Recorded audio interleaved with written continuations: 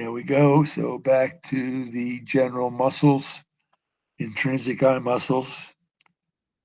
You should know those. Those will be in WebAssign. There's 6 muscles: superior and inferior rectus, lateral and medial rectus. These are the straight eye muscles. These are the oblique muscles at oblique angles. So you should know the names of the lateral rectus, the inferior rectus, the superior oblique, and the superior rectus. And on the other side of the eyeball will be another lateral rectus. So all of these muscles involve tracking of moving objects due to input from the oculomotor, the third cranial nerve. The optic nerve is primarily responsible for taking all the information that is processed by your retina and allowing us to gloriously see colors and movement and all the wonders of the earth.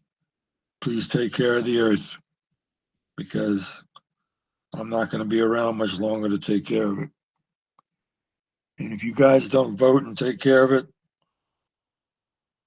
it's not good. 85% of people have been affected by climate change. Here's the position of the lateral rectus, and the medial rectus, superior oblique, and the inferior rectus.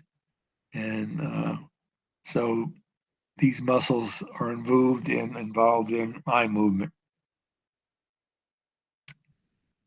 So what are the layers of the eye? Outer connective tissue, blood, and nerves.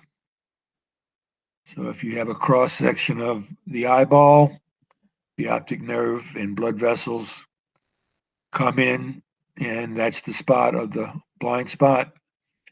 You have your eyelids and eyelashes, your conjunctiva, your pupil, which is the opening that allows light through the lens, and the cornea that covers the eyeball, and particularly in front of your lens.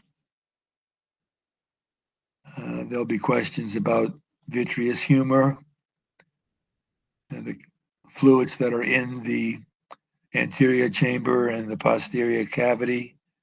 The vascular tunic contains iris, ciliary body, and choroid. The fibrous is cornea and sclera.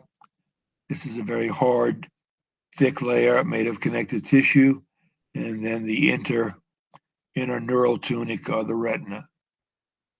And light is allowed through the pupil, and the light strikes the retina, and the wonders of sight that we all have, hopefully nobody's blind. And this is the system that allows us to see the glorious world, which you should take care of. If we look at more sectional anatomy of the eye, there'll be questions about on the retina, the various layers in the retina, and we'll get to that. There'll be questions on, lacrimal sac, perhaps, on the medial rectus muscles and the various external muscles of the eyeball, suspensory ligaments that hold the lens in place, connected to the ciliary muscles and the ciliary body. So your lens is suspended behind the pupil, and the contraction of these muscles allow your lens to be extended for far vision. If these are relaxed, your lens is in a thick near vision position. So we should know the sclera, choroid, retina, posterior chamber, lateral rectus muscle. The fovea is the part of the eye that has the most cones. So choose what we've been through, and you'll ask questions on that.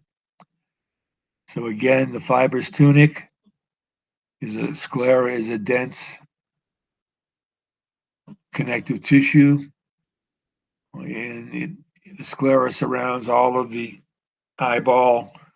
The cornea is just in front of the pupil, and it's there to receive light, and it's transparent.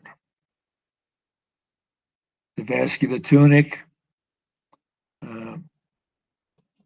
there are anterior and posterior chambers.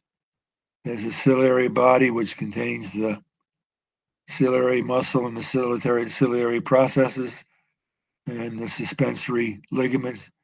Then the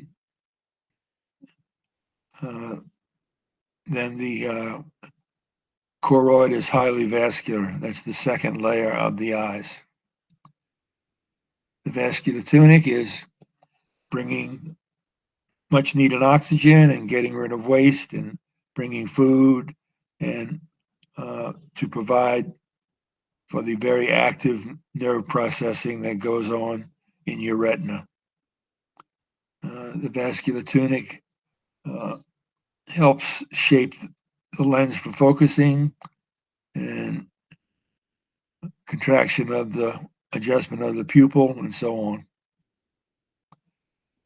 So pupillary muscles, if there's decreased light, there's increased sympathetic stimulation, and that's going to cause contraction.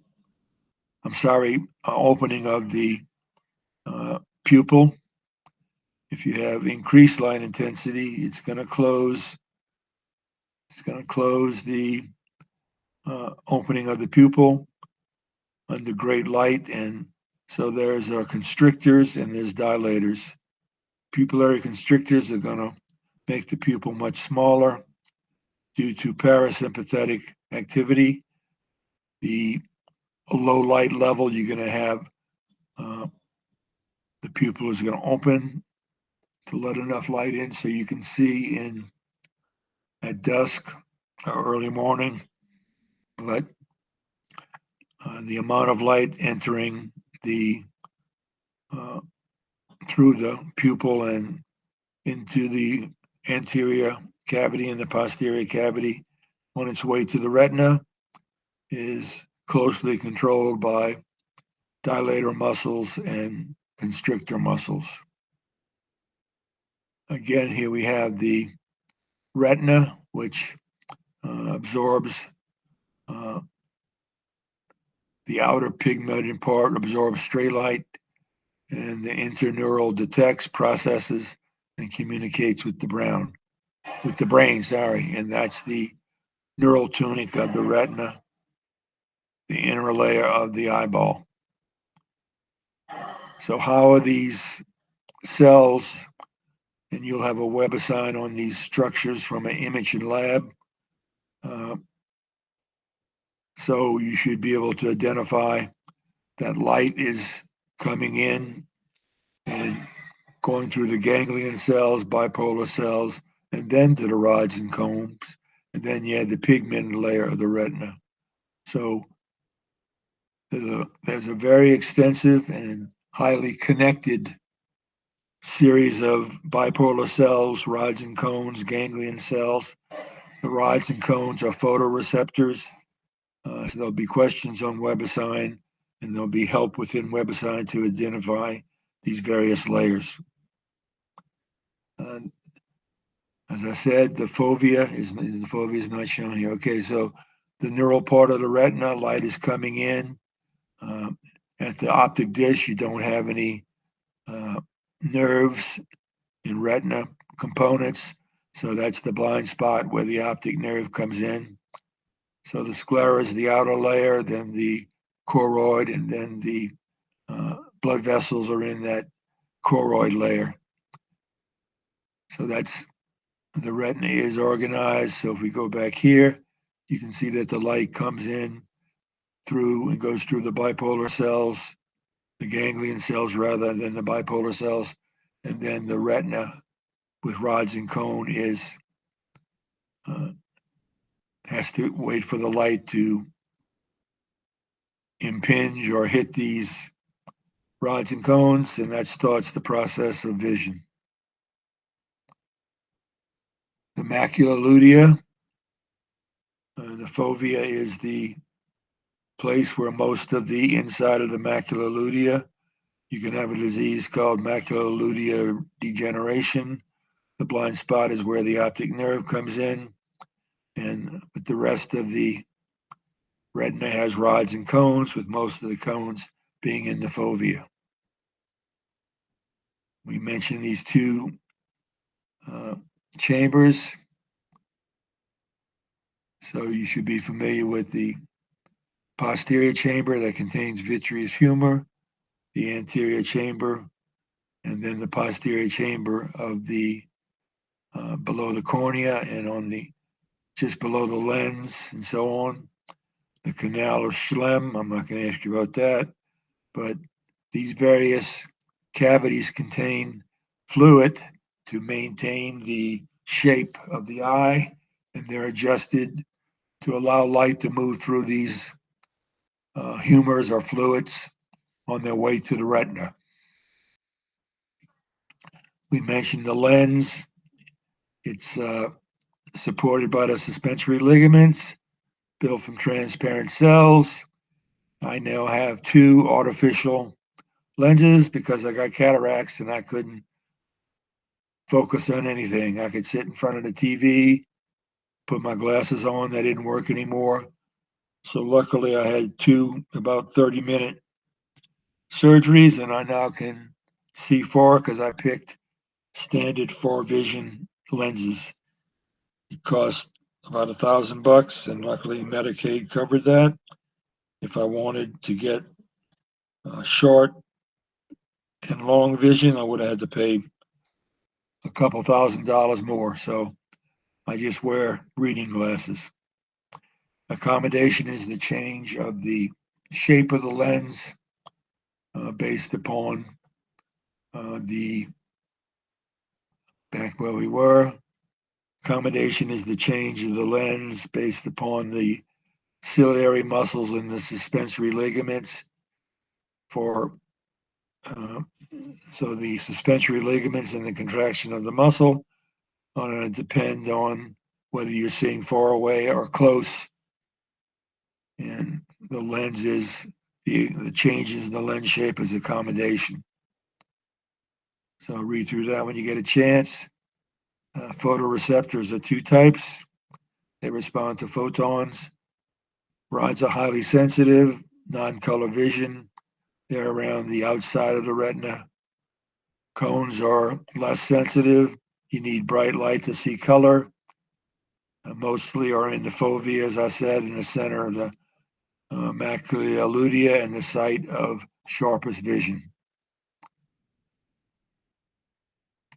So these rods and cones have a particular shape. That's why they're called rods and cones. So you have rods, which are primarily for vision in the dark or the slightly dark, and the light is going to get to these receptor cells and lead to changes in action potentials, which are going to be analyzed and processed on its way to the brain, and you're going to be able to see. Okay, let's stop there and keep going on